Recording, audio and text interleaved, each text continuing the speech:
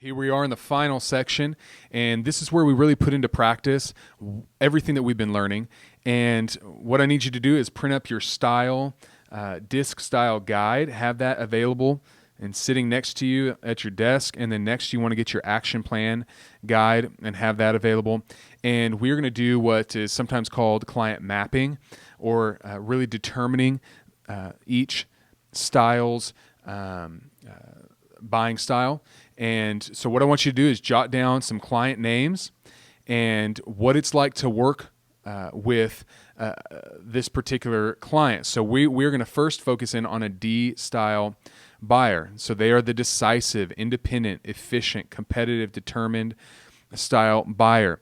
And how do you navigate to them? Let me give you a couple more tips, and then I want you to sit down and put together a plan for a D style client.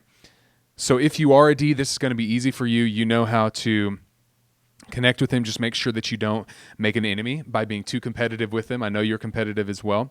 If you're an I, you will need to cut the small talk short when working with a D style buyer, so keep that in mind. If you are an S sales style, then when you're working with a D, you will need to build up your confidence before going into this meeting. Okay, so remember that as you're putting together your action plan, remember that. And then if you are a C, you will need to cut the details short. The D buyer does not need all the details that you need to make a decision. They need less information, and they can feel confident in making a decision. All right, so be thinking about what's it like to work with this client, and then write down some examples of expectations and requests from this buying style.